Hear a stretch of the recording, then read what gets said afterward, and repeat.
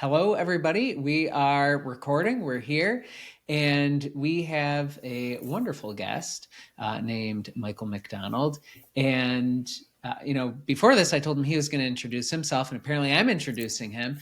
So we have Michael here, and I met Michael through my time at the AJC, which I am still in. We're in the same cohort. And he has been phenomenal. The way that he listens, the way that he views client conversations. And so, who better to have here than Michael to talk about generating conversations and creating clients and what he has found most helpful to fill his practice. But before I dive in and grill you with questions, Michael, could you tell people who you are and what you do? Yeah, so thank you. I'm Michael McDonald. I'm a transformational coach. I've been coaching since 2011. I've had so many lifetimes of transformation, both personal and business wise, in that time. I did Steve Chandler's ACS school 4 times in a row back between like 2015 to 2018. I felt like that was my coming of age to become a professional coach during that period of time. Fun background in like authentic relating, circling, process work, Byron Katie's work, lots of like secondhand exposure to landmark work. I've been very deep in the three principles world for the last decade or so, getting more involved in the being work recently, and just all of these amazing influences. I have always been fascinated with how things work, and that translated over into coaching to really being fascinated with how people work. And as I got into coaching, I became really fascinated with how does change work? What is the nature of change? What helps people grow, shift, heal, create, even more powerfully, more easily, and faster and simpler? So it's been a never-ending exploration, and I'm in the best job in the world. Wow. I love it. And that's a wonderful introduction because I think it really shows how deeply you embody the work that you pursue. That's something that I really acknowledge with you. Even going back, right, to the authentic relating. Um, that is it's such like a niche thing that I think not a lot of people know about it. And the fact that you know about it, you embody the work, you still speak about it and use that, I think is so powerful. And so I love how every experience you have that you really bring it forward into who you are now and when you work with people. And I really loved what you shared about the ACS and Steve Chandler's school. You said it really was. I mean, these aren't your exact words, but what you said is it was the difference between you being a professional coach. And so I'd love to, pick up there. Could you share what you discovered for yourself on this idea of being a professional coach or being a professional as a coach? Yeah, one of the things that it didn't really land for me until years into coaching, not really until getting contact with Steve ultimately. But as professional coaches, we're also entrepreneurs. And there's a lot of people that I know who get into coaching who just want to coach and they don't want to like deal with the whole business thing, or they just want to sort of follow instructions, do it right so that they can coach. And I learned to love also being a business owner, being responsible for my time, being responsible for my income, being responsible for myself. When I wake up in the morning, I like I'm both the employee and I'm the boss. So if I'm not showing up to work, I am also the one who needs to like have a conversation with myself about that, saying, "Hey, the business is going downhill because you're not doing anything, or the business is going downhill because you're doing all of this and it's not working." or congratulating you because like, good job. The business is going Exactly. great. Please take a break. Wow. And I think this is so important because I think it's so overlooked or easily overlooked. And what did you notice shifted for you as you took on this role of professional coach? Because I think you just said it, which is the conversations that you needed to have with yourself, right? To grow practice, to fill a practice. How did you? I guess maybe the question that I'm looking for is if somebody were listening to this, how do you notice that the relationship shifted for you both with yourself and your experience of business compared to maybe when you weren't treating it as a professional coach? Yeah, because before I was a freelance software developer, and I like gradually made the transition from that to coaching.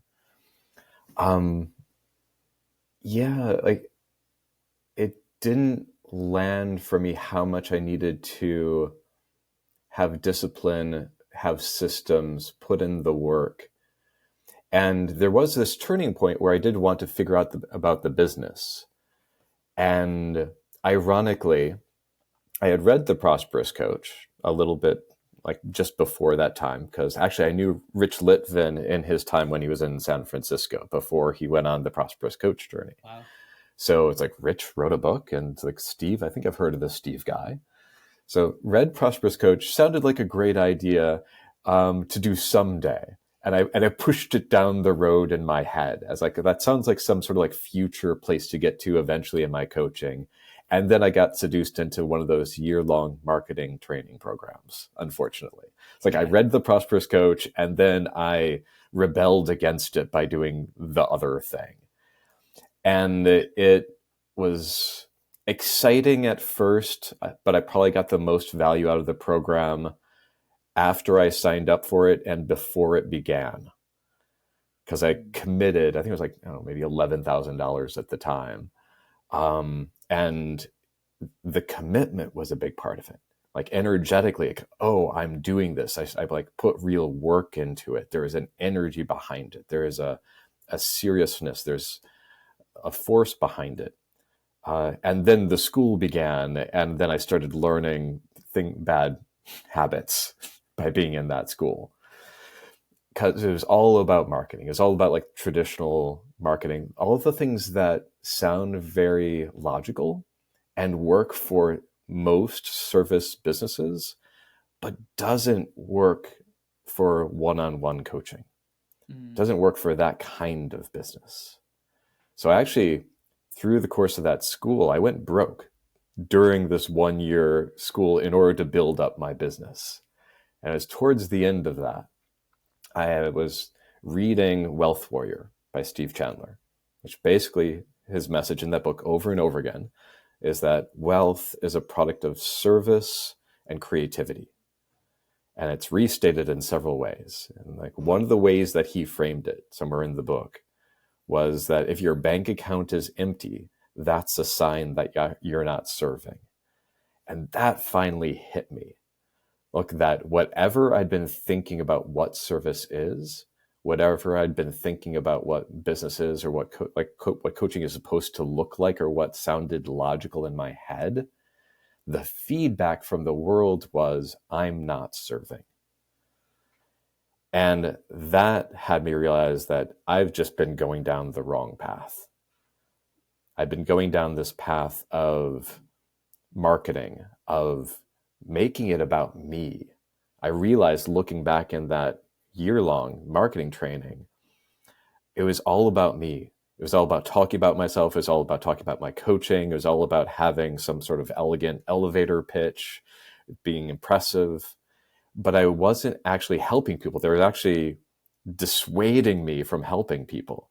Like, don't really help them. If you get on a call with them, basically sell them your services, get them to buy the cheap thing, which really is just an excuse to try to get them to buy a more expensive thing. Then eventually, when you have the premium thing, then you get to help them. Then their life gets to change. And I realized that's why it wasn't working. because I saw Steve Chandler's perspective, like sell the experience, not the concept. That people don't want to work with a coach until their life has been changed working with a coach. There's a chicken and egg there. So I realized I needed to work with Steve Chandler, and I was able to just barely get into the school for the first time, and took it over and over again in order to just digest everything. And one of the lessons that I got, one of the last lessons that I got from ACS, which really speaks to this aspect of being a professional coach, was time and attention. It's something that he said over and over again, that if you want something to grow, if you want to create conversations, if you want to create clients, if you want to create more impact, spend more time and attention in that direction. One of the shifts from being sort of like an amateur to a professional, in my more amateur mode, perhaps I'd like to call it just like not professional, because amateur also means for the love of it, but my not professional mode, I was just responding to external stimulus. Like I was waiting for someone to want coaching from me. I was waiting for potential clients to get back to me or to respond to a question, kind of like hoping, like sitting next to the phone, hoping for someone would call, hoping that they'll get back to me, hoping that someone will be drawn to me. And I realized after I got that lesson about time and attention, I hadn't been tracking my time. And I hadn't actually been spending that much time in client creation, because I was waiting to know what I needed to do, and then I would sit down and do it. But I wasn't giving myself time to just sit there and not know what to do. Like if you're an author and you're going to write a book, there's the importance of sitting down with a blank piece of paper. And that's what I needed to do myself, to like really let a lot of the other things I'd learned about coaching business to finally drop in. I needed to have dedicated blocks of time to sit down with a piece of paper at the computer and not know what to do in order to create the next conversation, not know what to do in order to create a client. Because when I gave myself lots of empty time, it gave me the time to come up with ideas. It gave me the time to try a bunch of things out that I just wasn't getting around to when I was just sort of reacting to things. It gave me time to slow down. I got to slow down and really pay attention to one person at a time, to think about one person at a time, whether it's someone who's I've already had a conversation with and is a potential client, someone who is going through something difficult, like perhaps I could have a conversation with, or send some sort of resource, or somehow just send some love and support to. Thinking about current clients, but time to, instead of trying to get lots of clients or fill the business or get money or something, how to slow down, like how could I serve this person? How could I serve this person more? What's a deeper cut? So time tracking is actually one of the things that had my business. It's what had helped me make the shift from part-time to full-time, that realization. Wow. Once I started putting in a couple hours per day of just client creation time, then I went full-time. Wow. And for the time tracking for yourself, is it putting it on the calendar and you dedicate that space for it? Is there what have you found most helpful for your approach? I started with having like 9 to 10 a.m. in the morning. So I started with a time block. And I think even more important than that and longer lasting than that is having some sort of time tracking software. I was already doing contract work, so I was used to tracking time. I was getting paid hourly for programming work. So I just translated that over to tracking client creation time. And I've gotten creative in different ways over the years for which software I use and which categories of things do I track. Like, it's good to kind of have a sense of how much time am I spending in my business overall, including calls with current clients. If I have lots of conversations, but I'm not really doing much in between, like track the in between client creation, proactive ideation, experimentation time. It's tracking what am I not perhaps not doing enough of, and also what are the things that I might be doing too much of. Like, it's really easy for me to just go into learning mode, read all the books over and over again, watch all the webinars, listen to all the classes. I don't even count that within coaching business time. I actually probably need some structures to curtail how much of that I do, so I have more time to be in service to individual human beings. Wow. And thank you so much for illuminating this and really sharing your direct experience, because I think you unlocked quite a few things that many coaches encounter in their journey, right? Um, Number one being able to be with the not knowing, right? Of, I was talking to someone the other day who has been coaching for years. They really serve leaders, and they said, James, there's still days when I wake up and I'm like, well, who am I? Who am I getting in conversation with, right? And it's just so important to realize how it's important to dedicate time to being with the not knowing and to give the space to create, because it's so easy to get caught up in, whether it's scrolling on the phone, and then before you know it, maybe you're seeing an advertisement on, well, if you just follow these simple steps, you'll be making $40,000 a month in your business, and being in a marketing program. And not that those things don't have their place. It's just, similar to your experience, and from what I have gathered from my experience, what Steve Chandler mentions, right, of the bank account being a reflection of, are you really serving people? And how much marketing, like you said, can have us be talking about ourselves, or how great our work is, rather than what's actually happening for the other person, or being in conversation to connect. So thank you so much for the way that you illuminated the difference between showing up as a professional, treating their practice as a professional. And so what I'm hearing is you're dedicating time to client creation. And what does that look like for you, right? So if we're coming from this context of generating conversations and creating clients, I know that's kind of this jumping off point. What have you found most useful for yourself, or what has that looked like for you? Because I know it can be different for each person. Mm-hmm. Incredibly different. One of the exercises that I loved in the ACS, I think we did like one time at each round of the ACS. We'd just do a giant brainstorm on a whiteboard for all the different things that people do in order to create clients. I would word it as creating conversations, basically ways of meeting potential clients. So early on, a lot of it was a lot of the clients that it created were people that I met when I was off doing cool things that I enjoyed.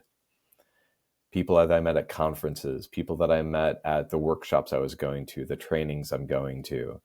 When I had a lot of experience in other, like I was in methodology A and B, and I was at a training for methodology C, people who are in the C territory would be very fascinated that I also knew A and B. Like, that would often lead to conversations, having a breadth of interests. I remember hearing about Carolyn Freyer Jones. She would create clients going to CrossFit. Like, wherever you're going, wherever you're involved in life, there are potential clients there. So part of that is, who are you being? which we've talked a lot about in the AJC world, like the energy that you're giving off, the way of just being with someone, sometimes to the point of who are you, like what do you do, what's going on here. So the more that you work on yourself, the easier this stage becomes. One of the things that I learned about this initial territory of creating conversations, though, it was really valuable. I think I heard this articulated by Melissa Ford a while ago. No one wants coaching. So if you're, as a coach, trying to go out there just looking for the people who are looking for coaching, and I did find a couple of those, but it was the rare situation. And often the people looking for coaching even weren't quite the ideal clients either. People aren't looking for coaching, and a lot of people aren't even looking for help. But a lot of people, if they knew that help was available, if they knew what was possible with coaching, they would be running towards it. So part of this world of even creating connections and creating conversations, moving towards a gifted coaching conversation, is knowing that that possibility is there in pretty much all the humans around you. All you're really looking for is someone with a pulse and a problem. And they're everywhere. There are literally billions of them. So who you're looking for initially are people. And you're looking to connect with people in whatever ways you like to connect. Like, I'm an introvert, so I'm not so much going to events and socializing with everyone or being in groups or sort of being entertaining. But I might go to an event and I'm just looking for one good conversation. Like who's interesting? Where can I zoom in? And that's a sweet spot for me. Or who's someone that I already know that I can go deep with. So part of creating conversations is you have to like humans. If you don't like humans, please leave the industry. And communicate however you like to communicate. Do whatever activities you actually enjoy. And listen. I think like early on, my strategy was find someone that I would like to connect with and listen for what's really going on for them. Listen for what's amazing about them. Listen for what challenges they have. Get curious about them. The same you would if you were developing a friendship. And if you hear something where it sounds like they could use some support, ask, like, get curious, like learn a little bit more. And there's sort of like this territory there where you can offer, like, would you like help with that? I'd be happy to offer a conversation to you. And really, most of the conversation is about them. I can share a little bit about myself, but I'm not that interested in myself. I'm fascinated with other people. Yeah. And most people love to be around people who are fascinated with them. Absolutely. I have a question here, because someone might be listening, and I heard two things. Well, I heard many things, but two things that I heard that I think is an interesting contrast. Right? You said, if I go to the event, I'm looking for an interesting conversation, or someone that interests me. And then there was this other piece, right? That in order to really thrive in the industry, you got to like humans. And so what I'm hearing is perhaps you go to an event, you're connecting with people, you may connect with people that don't necessarily pique your interest, or you might maybe go through a few people before you find someone that you're really connecting with. So it sounds like there's a little bit of a nuance, right? Just because someone might not be connecting with someone that they have an interest with doesn't mean that they don't like humans. They might just not be connecting with someone that is on the same sort of like wavelength, or how do you describe that? Mm-hmm. Oh, there's a difference between whether I'm interested and how interested they are in the conversation. Mm, If I'm not interested in them, then this is more like just social mastery territory of like, how do I extricate myself from talking to someone that I just don't really want to talk to? yeah. Which is probably not a good client for me as well. But if they're not interested, but I'm interested, that's interesting. Like that still has a great deal of potential. One of the distinctions that I have, which I don't think is often talked, I think is talked about in a more binary way, but I think of it as a spectrum, is coaching permission. So most people think, like, most of the talk about coaching permission is make sure you ask permission before you coach. Like, just don't go around coaching people randomly or going deep or challenging people. Like, get their permission to do that.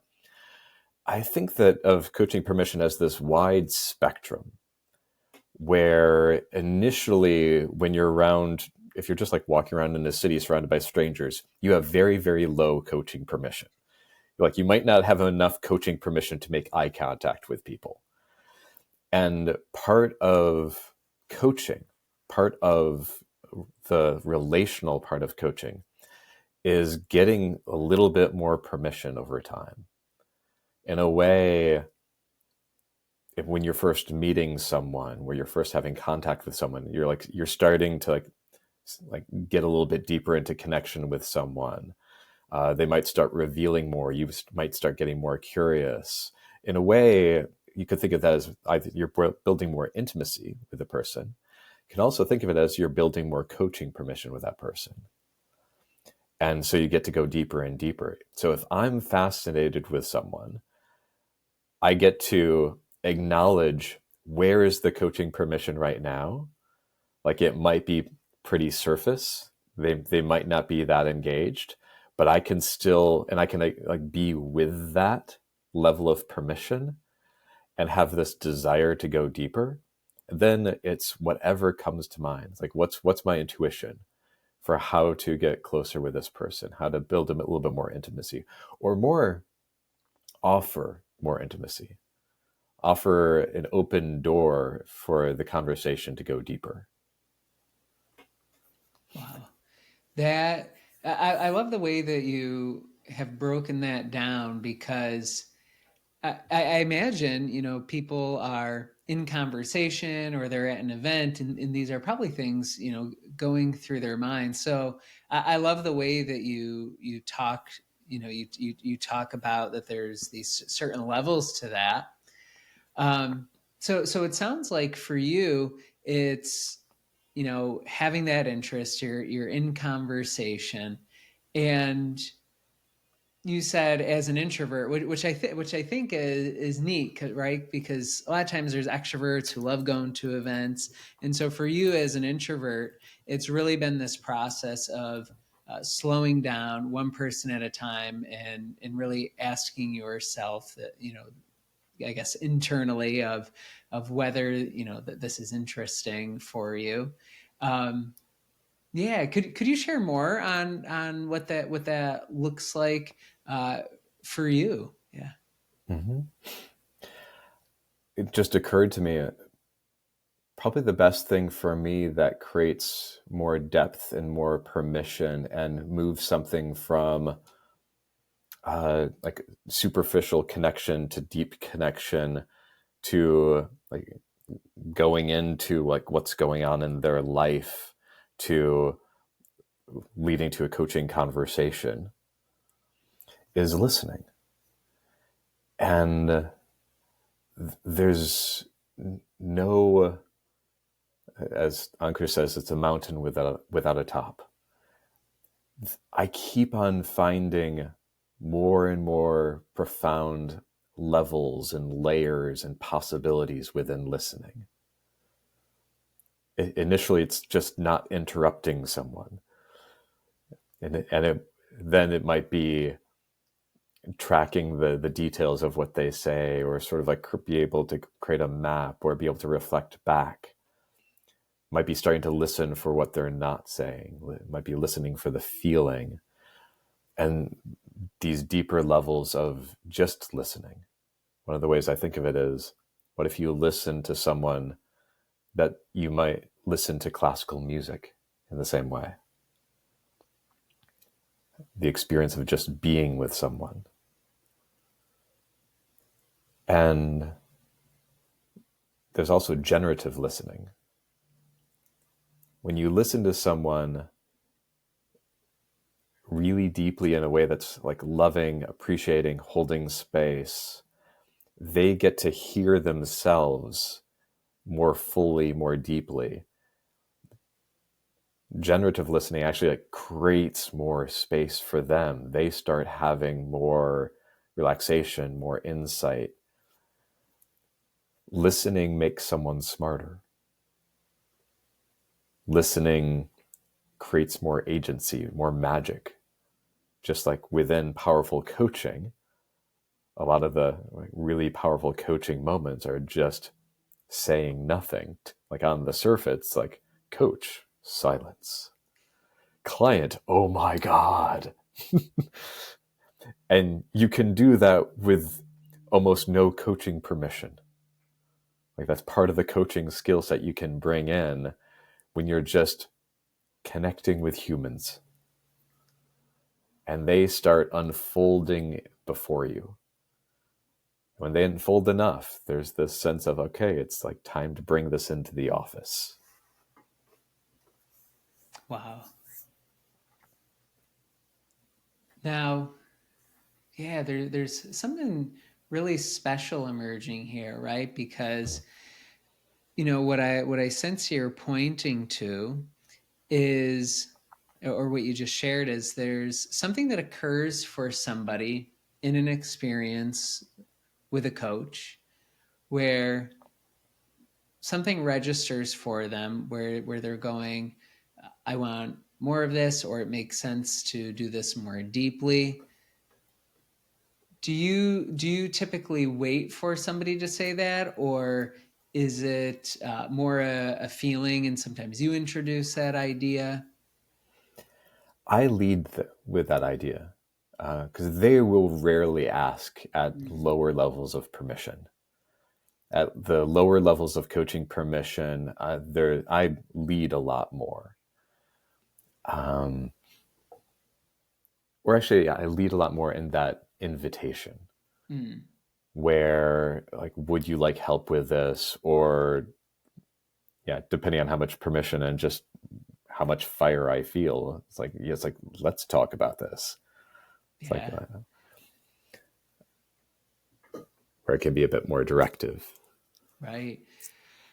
I think this is really important, right? Because I think sometimes in different trainings, sometimes people will hear that clients or potential clients will be prompted. Uh, well, they'll kind of self prompt to say, can we talk about doing more of this? And similar to what you're talking about, sometimes people don't even have the language, or they don't have the words, or they're still digesting the sort of the insights that they're having. That I think what you're talking about is important, where um, being more forthright with those invitations so they can make more of a conscious choice towards whether they'd like to take another step in that. Um, Yeah. yeah. And for me, just like, so within the systems that I have, I'm forthright about inviting people to an initial gifted coaching conversation. And then at the end of that session, basically they need to interrupt me to ask for more if they're interested. Like I'm walking out the door, partially as a test to see if they like want more at that point. Mm. That's assuming, which is now the norm, that they've gotten a lot of value during that session. if it's half baked, then I might invite them. It's like, hey, we're like, there's a lot more. We're in the middle of a process here. Let's continue this. Mm-hmm. But usually they've gotten a ton of value, and I'm like, okay, bye. And they get to be like, hey, wait, like, what is it? Like, how do I work with you? Or like, what do you charge? What does this look like? They'll start sort of nervously asking that. Then can invite them to a second conversation. That's when it goes into like the business aspect. That's when it goes into what ongoing coaching might look like.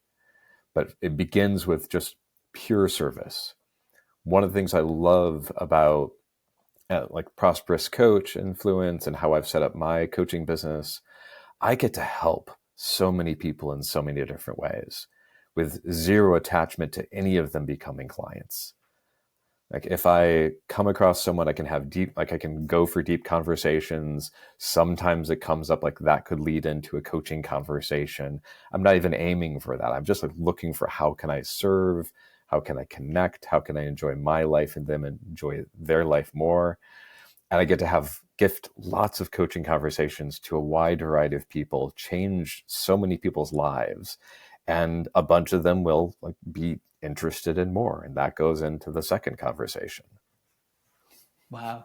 I have I have two questions here that are coming through. So the first is on this this gifted time, right? That you spend with people. Now, this may vary between people. I know for me, if someone's a client, I'll button up the session with next steps, takeaways, to do's, what made the greatest difference. When you're with someone in a gifted session and they aren't a client yet, is there a difference that you notice between the way perhaps you're potentially ending that gifted session versus if someone was a client, meaning, because I think that's interesting, right? Where you may have served them and then you say, yeah, great. Well, um, and someone's then going, well, wait a minute, I have a question. Um, yeah, how do you notice the differences between perhaps your exit with someone in a gifted session versus maybe a client? I'm checking to see if there's a difference. There really isn't a difference. Every single session, because at first I was thinking this was especially with these initial gifted sessions, but no, I bring this to like with paid clients as well.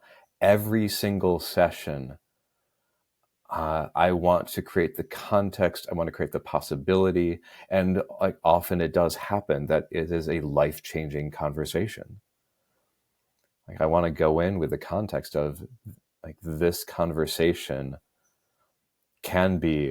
is likely to be, not guaranteed to be, but is likely to be something that where it's your life before this conversation and it's your life after this conversation. It's completely different. Like one of the questions I love asking in especially the initial conversations, and with some of my clients, they love the question, is what might make this a life-changing conversation for you today?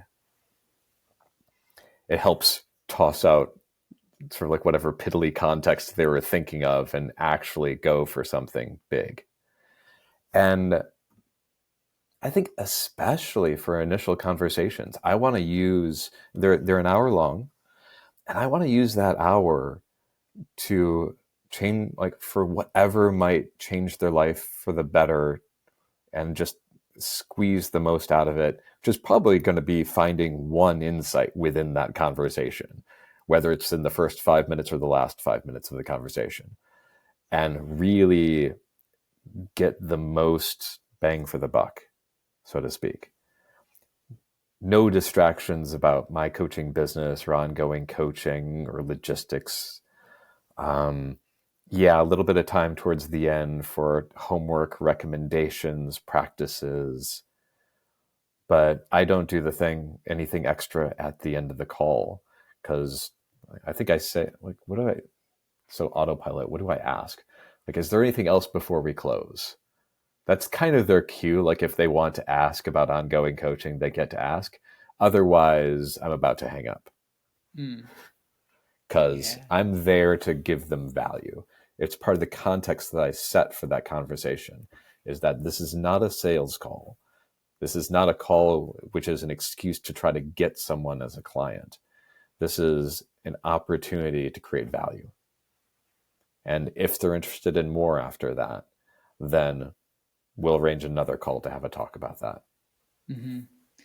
And are you, do you let them know that up front?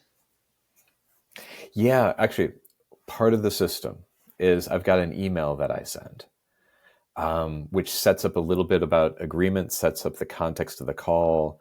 This is unpaid. There's some things that can happen really like powerfully and easily within a single session. Some things require more ongoing coaching. I will not sell to you on this call. I believe it's mentioned in the email. If you're interested in more, you can ask.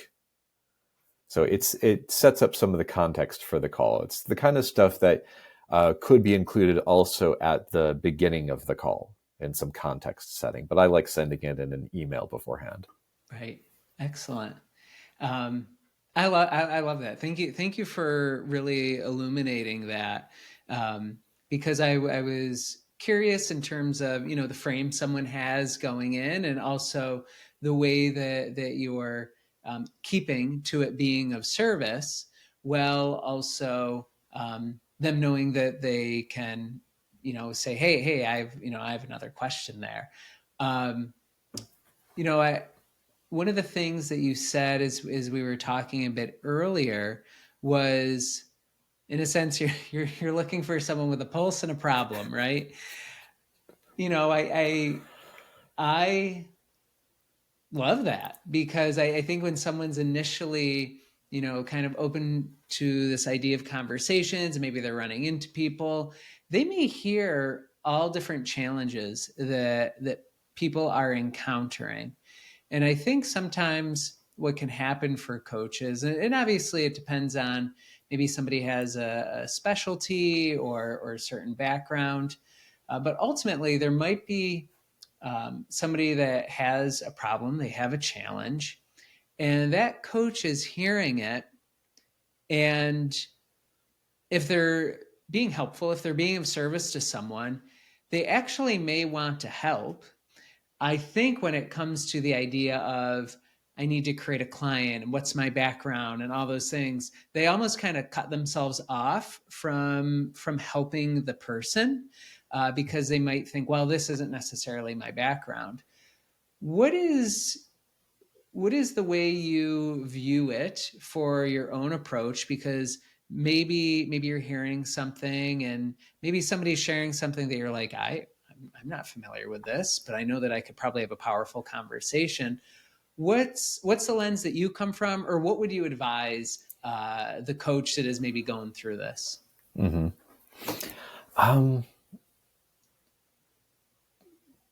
because part of that's I come from a three principles background, Mm, so if a human is involved, I can help. um,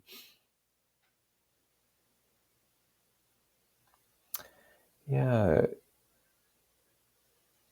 it starts to highlight the difference between a consultant and a coach. It can be really helpful as a coach to be completely incompetent and clueless about the world that they're talking about and that they're highly involved in, the details, the challenges, the esoteric knowledge, the acronyms. It can actually be really refreshing and helpful to be the person who isn't enrolled in their world, because then you get to listen, you get to ask dumb questions, and it's often the dumb questions that lead to big insights, and you get to be human with them.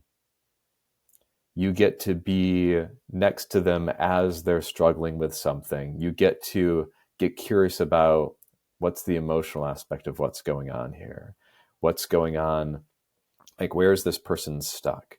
Like, our expertise as coaches applies as long as this is a living, breathing human being that we're in conversation with. And like, what's more human than them just struggling with something? We don't need to understand the content of it. If you're a consultant, you need to understand the content of it. Like, if you're a business coach helping with like mergers and acquisition or something, it's like, okay, well, you need to know the details of mergers and acquisition. If you're teaching them, if you're telling them what to do, if there's an aspect of expertise, and there is permission to bring some of that within coaching, but from the pure coaching aspect, it's actually helpful if you don't know it. Like, sometimes I coach a lot of coaches, and sometimes it's great and can bring a lot of mentorship, bring like ideas for like I've been bringing in this conversation.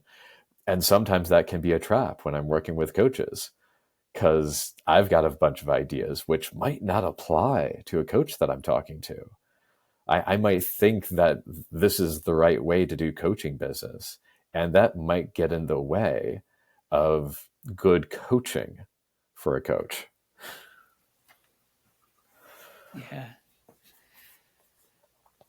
Wow, this is I'm loving this conversation. Um, You too. you're like a connection to source here. I feel like I could ask any question. You just the way the way that you say things just really come through, that I think is really going to connect with the listener. I mean, I'm loving this, and so I'm picturing, someone's at their family party, or they're at a party, and they're hearing somebody, and they're like, oh, this person, um, uh, this person has this illness, and here's what's happening with our family, and that might not be their consultant. Like you said, it's a specialty, a coach. It's this ability to be with the person, um, not for the sake of getting a client, but for the purpose of being there and creating space. What do you notice for yourself? Oh yeah, what do you notice for yourself opens up in the way that you interact? Because I was speaking with someone earlier, right? If we're coming from the lens of, oh, we need to create a client, or whatever it might be, it's almost like, which is kind of funny with the example that I'm giving, but it's almost like, if we feel, even if I got rid of the client portion, if we feel like we need to have an answer, we're kind of taking away from the other person. And so it sounds like you really kind of stand shoulder to shoulder, or get present, or able to be with them, no matter the challenge, whether it was someone's dealing with a challenge there, or it's in the business. Yeah, I noticed you're smirking. What's coming through?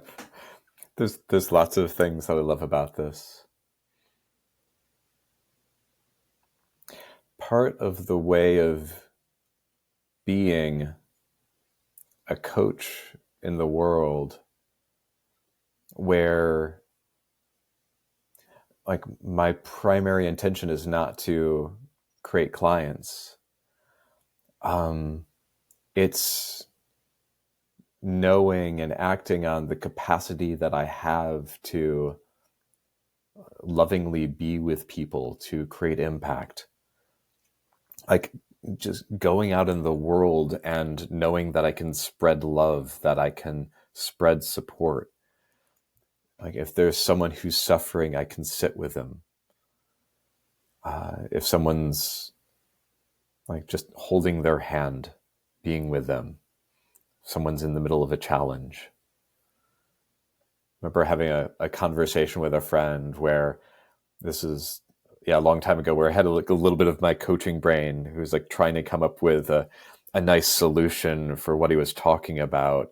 But then what I intuitively came up with is like, yeah, that sucks. And then we just like laughed nonstop for 10 minutes. There's something about just saying, yeah, that sucks. That was the healing that wanted to happen in that conversation. Like that was good coaching in that Yeah. moment.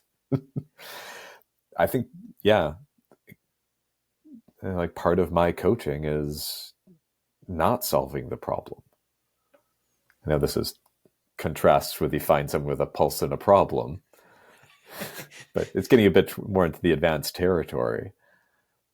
Um, but yeah, being human with people, knowing that we have our expertise opens up so much possibility to do good in the world.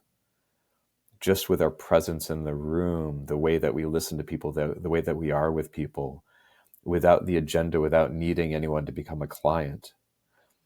So it's when you drop that hunger, when you drop that agenda, it's knowing that the highest service that we can offer, the most powerful service that we can offer, is a paid coaching relationship with us. And that not being where we start and like not being attached to that. It's like not going around to like every random person, like, please, like just like going to homeless people. Will you sign up for my my 1-year coaching program? It's like, no, just go around helping everyone. And there's just a very few people who you actually get to work with long term. Like we did the math in AJC. There's what is like 100 or something clients that, or a couple hundred clients that you might have over the lifetime of being a coach. It's such a precious few number of people who are going to be in that position. And we don't need to limit how many people we help to that.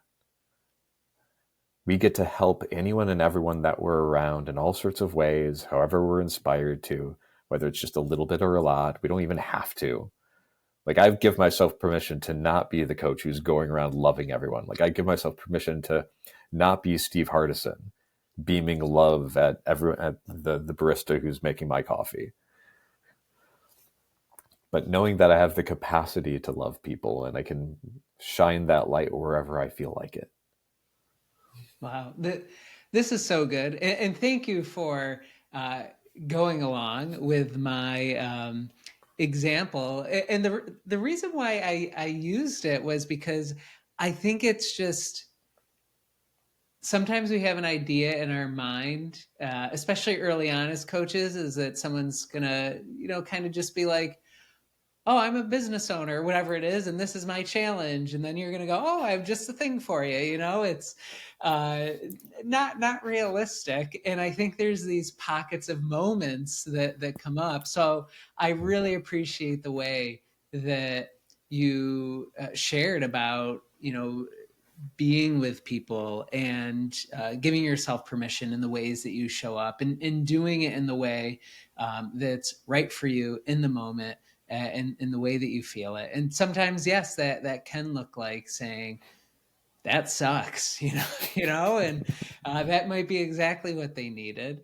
And so, this is just so wonderful, Michael. And, I want to make sure I respect our time. What what would you like to leave people with here? Or do you have, yeah, any, I was about to say last words, but it's not your funeral. Um, My last what would you like conversation to leave ever. people with? Quick, make it like life-changing for everyone, the rest of the planet now. What was coming to mind just as you're like the end of the share there, remembering that this is a relationship business. It's about individual relationships with people. It's about going deeper. So even actually one of the metrics that came up for like to understand the business of coaching, the more personal the business, the more personal the marketing. So if you're trying to sell your coaching like you would sell specialized widgets to certain types of people with a certain type of problem, even if it works, it's probably not going to go very deep, and it's not going to be that profitable. Unless it's like a very specialized, it's not really coaching if you go really far in that direction. It has a lot more in common with dating. finding people where there's good coach-client chemistry. Because I'll have conversations with people and I'll just kind of know, oh, this is a client. Maybe not now, maybe like in a month or a year or a decade, but like, yeah, like this would work well as a coach-client relationship. And building from there, developing that.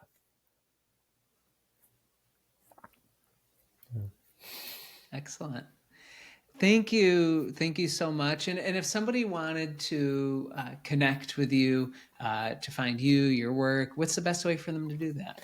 Well, my website is authenticintegrity.com, and they can email me at michael@authenticintegrity.com. Perfect. Thank you so much for being here. And if anyone would like to connect with me, you can find me at jmwhightman.com. And this was a real treat, Michael. And I just appreciate you, making the time. And I have to tell everybody, Michael has even been super helpful to me in the AJC. You've made a significant difference in my life. And so if you're even questioning, should I reach out to Michael? Go check out his website. Go send him a message. He is wonderful.